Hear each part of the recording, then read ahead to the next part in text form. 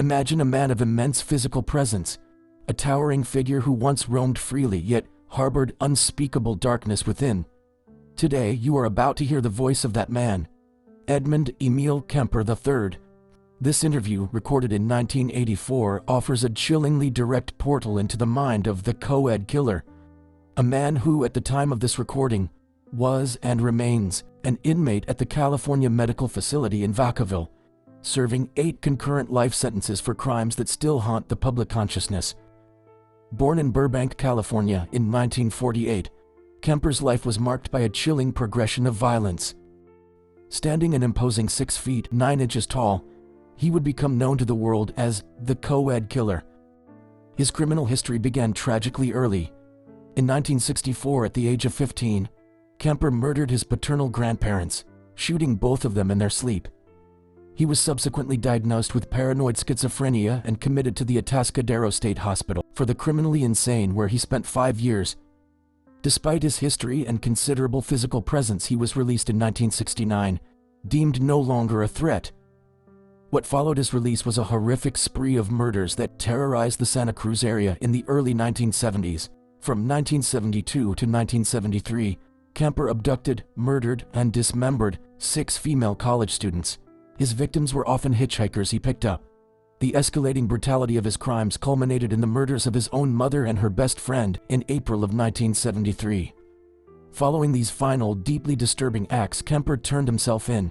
He confessed fully and explicitly to his crimes, providing unsettling details that shocked investigators and the public alike. His disturbing intelligence and articulate yet chillingly detached descriptions of his actions offered a rare and disturbing glimpse into the mind of a serial killer.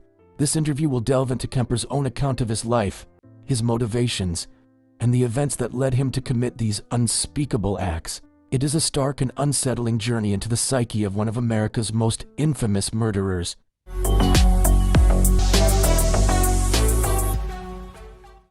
Well, I'm not an expert. I'm not an authority. I'm someone who has been a murderer for almost 20 years. Can you say how many people might be doing crimes like you were doing? It would be a guess, but it's not. It's far more than 35.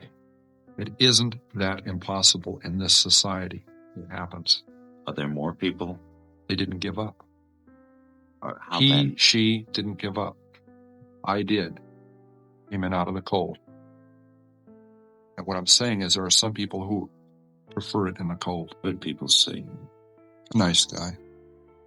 Did you like Kemper? I like Kemper.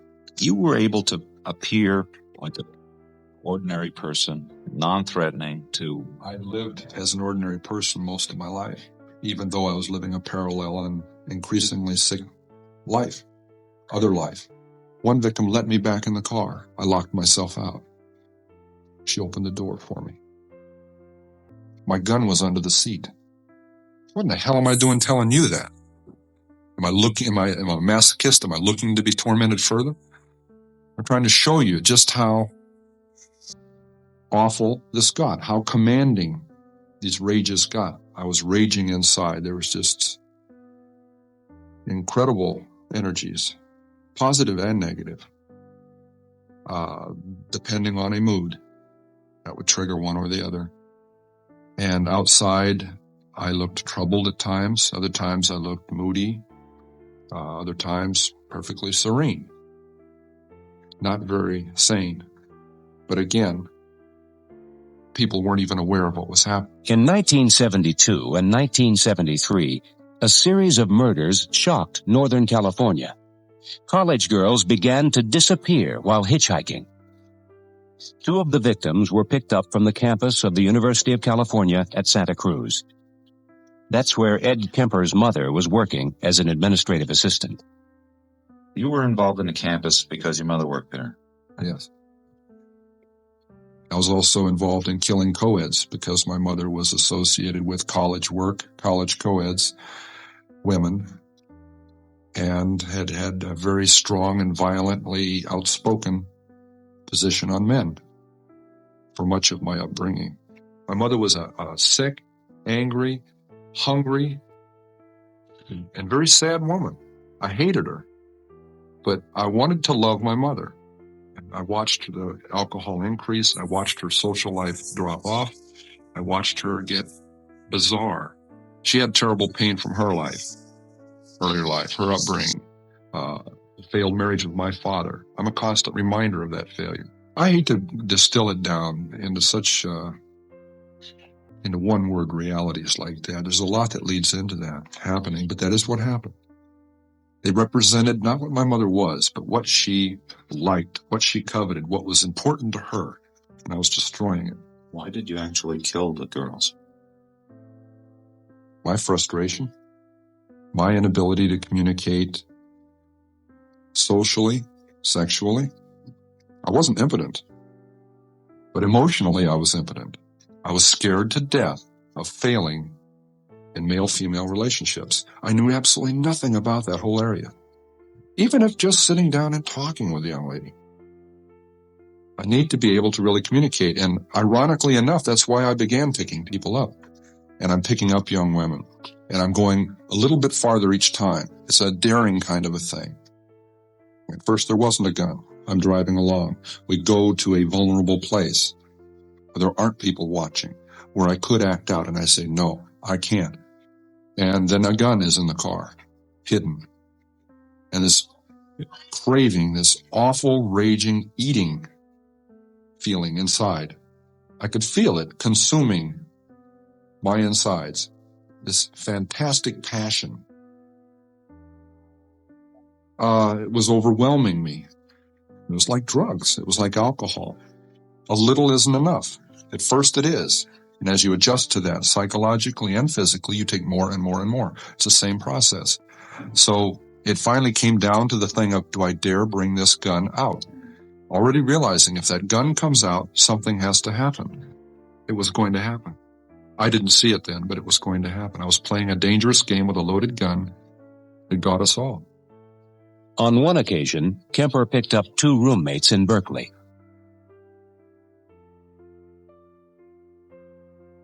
In that first killing in May of '72, when that gun was pulled out, I launched it out. I had it under my leg, out of sight, parallel to my leg in the seat.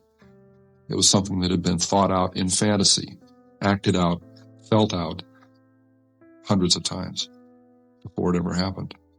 Kemper drove them at gunpoint to a secluded area near a park. He took one of them into the woods, leaving the second girl tied in the car. I just gone through a horrible experience with her roommate, stabbing her. And I was in shock because of that. I couldn't believe that it was that way. And I'm walking back there bewildered. I gotta kill her. I can't let her go. She's gonna tell on me. Everybody's gonna get me.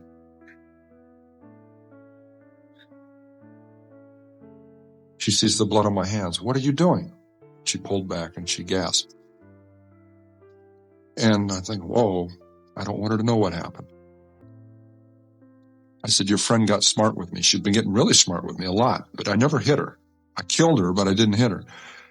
I said, your friend got smart with me and I hit her. I think I broke her nose. You better come help. She's about to die. Why does she have to know that? I couldn't deal with telling her that. And when I attacked her, she didn't at first realize what was happening. It didn't go through. She had very heavy coveralls on. It knocked her right up into the lid of the car, but it didn't pierce the clothing. So it wasn't that swell a knife anyway. I went out and bought a pawn shop huge knife. And I kept on just mindlessly attacking. She falls back into the trunk. I just killed a young woman. I slammed down the lid of the trunk. She isn't dead. She's dying. And I panicked. I thought I just locked the car keys in it because I can't find them in my pocket. Oh my God, I locked them in the trunk.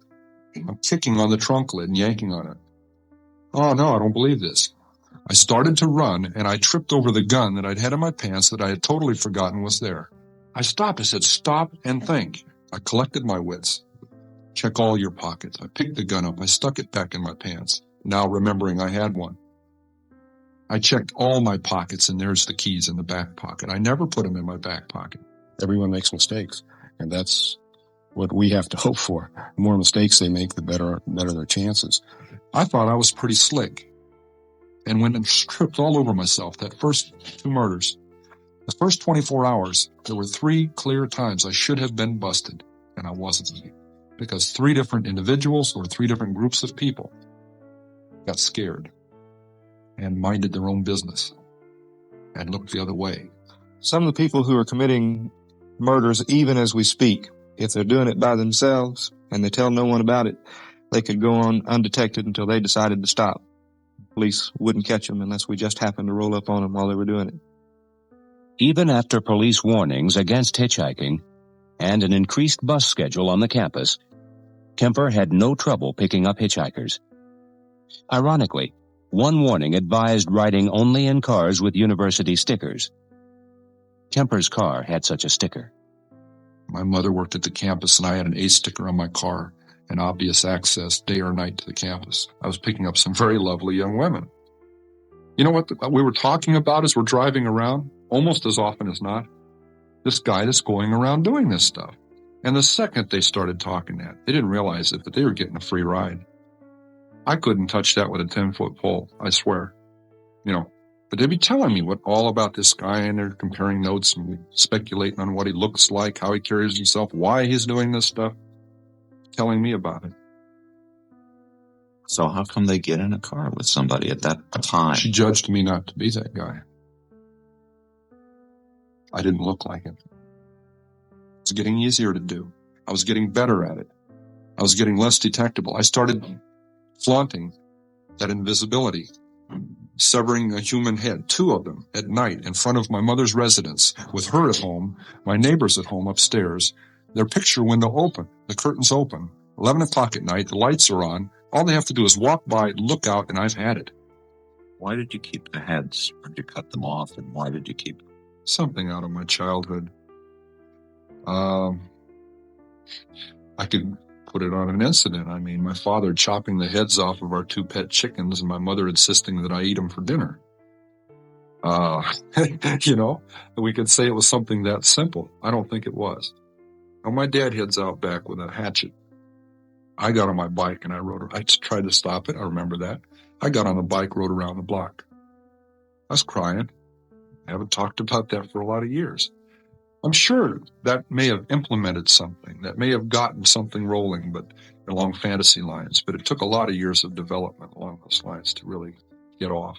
But how are you able to, in 1 minute, have someone's head in your hands, and very shortly thereafter living through a fantasy, however that would relate to that severed head, and then 5 minutes later, I'd put that away, and there'd be a knock on the door, and I'd put it away and answer the door.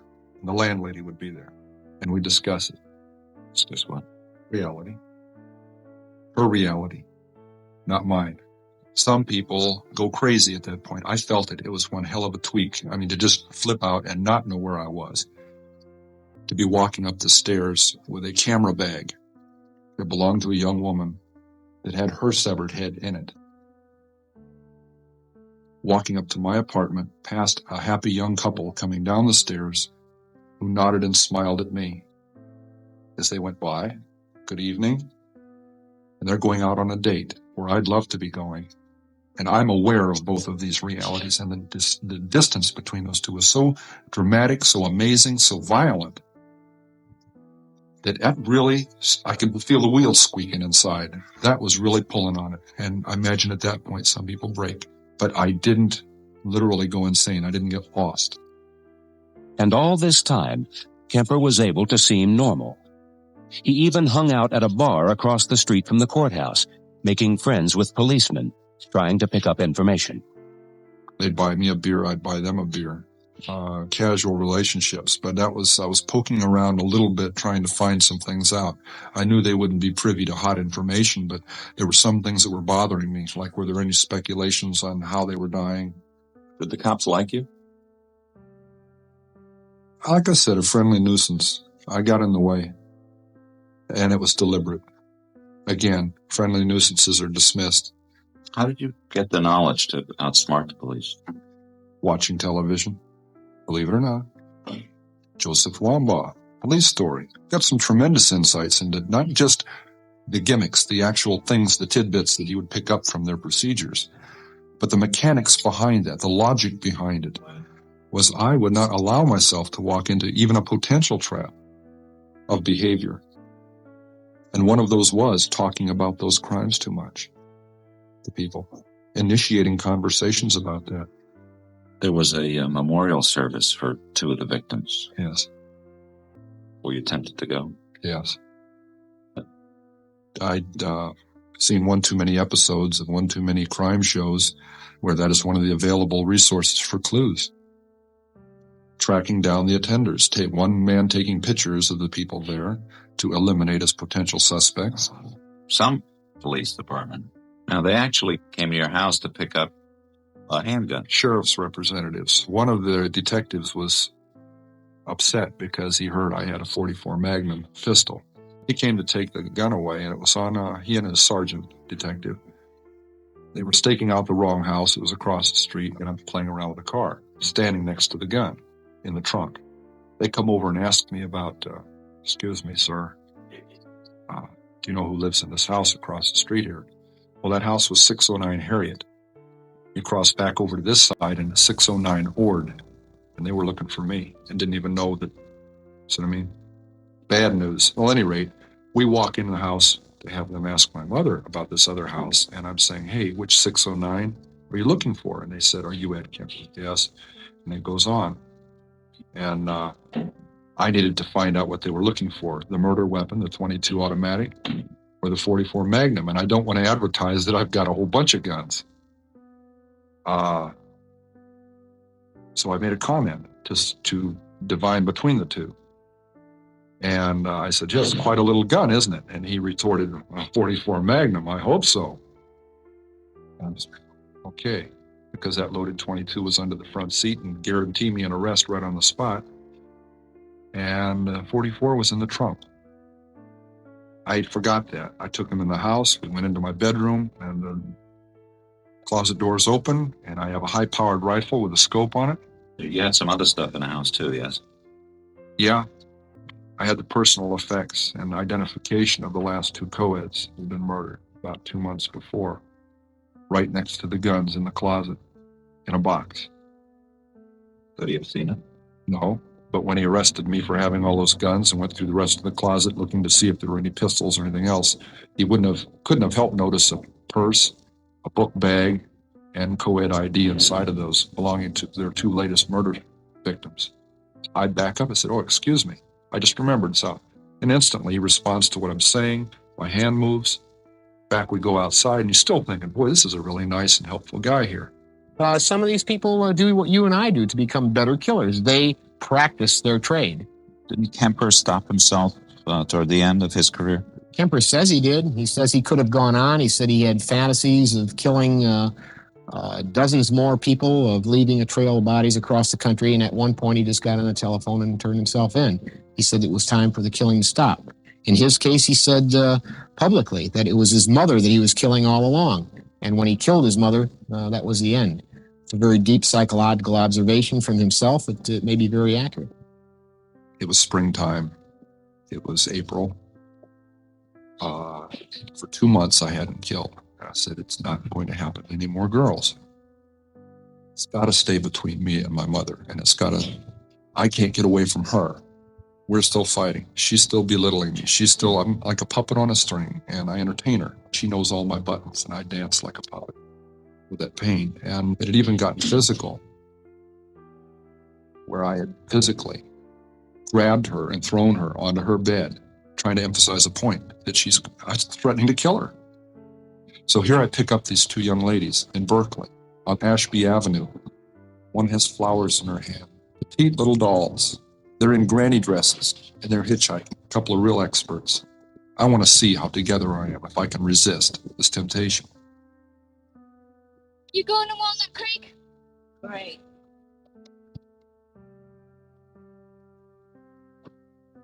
They get in my car. They want to go one way. I know they need to go the other. If they go the way they're insisting on, we're headed right back out to where the first 2 co-eds were murdered.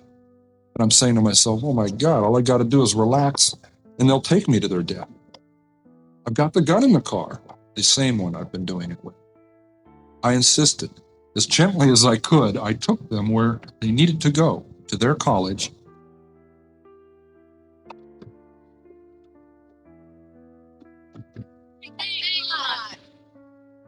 That was 1 week before I murdered my mother.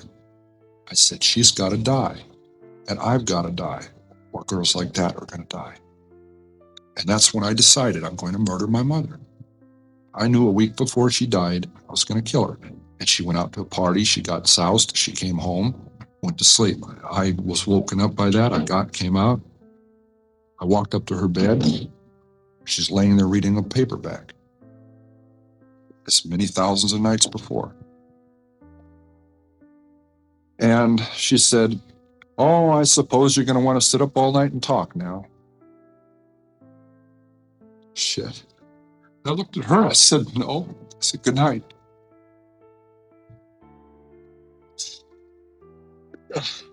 And I knew I was going to kill her. You know? And I was so cold. It's so hard. And that's the first time in 10 years I've looked at it that way. I mean, that intensely, that honestly. It hurts. Because I'm not a lizard. I'm not from under a rock. I came out of her vagina. See? Came out of my mother. And in a rage, I went right back in. For 7 years, she said, I haven't had sex with a man because of you, my murderous son. It's one of our arguments. I cut off her head, and I humiliated her corpse. I said, there. You know? 6 young woman dead because of the way she raises her son and the way her son is raised, the way he grows up. And what's her closing words? I suppose you want to sit up all night and talk. God, I wish I had. Your grandmother and her daughter-in-law, your mother, 2 women very important in your life, and you killed them both. Could you say what they were like that led them to the same fate? Same thing that kept them from ever being friends. They were both aggressive, matriarchal women. They'd been the daughters of strong matriarchal women. I still loved my mother, and it's hard for somebody to comprehend that you murder your mother through love. It isn't a rational process. It's a very painful process. It isn't rational, and I've got to still live with that. Why did you wind up giving yourself up? It had to stop. It had to stop. Once my mother was dead, there's almost a cathartic process at that point. I got physically ill right then when she died, when I murdered her. And once she was dead, there was no way I could back out. I had backed down from giving up 1,000 times. I used to get drunk and go sit out in front of the sheriff's department in a parking lot across the street on one of those little concrete parking berms, and I just sit there and say, no, I still can't. Clanging doors, I could still hear them. No, because it'll never open again. You know, so I rationalized that to give up would be insane. To give up would be crazy. I'd be giving away my freedom, and I don't need to. But I look back on that and wish I had earlier when I was saying those things to myself. The people who were later dead wouldn't be. The regret that came later would have not had to be. Those people, not things, those people would still be with their families, with their loved ones. They would have their own families. If I had had the courage to make that decision, instead of painting myself into the corner. Where might you be if you'd never given in to the impulse to murder? Where might I be? If my parole had been successful, I believe I'd be married, I'd have children, I'd be heading toward my first grandchildren. This chilling glimpse into the mind of Edmund Kemper, in his own words, disturbing as they are, offer a stark reminder of the complexities and horrors that can reside within the human psyche. The questions of nature versus nurture, of rehabilitation and innate evil, continue to echo long after his voice fades. Like and subscribe for more.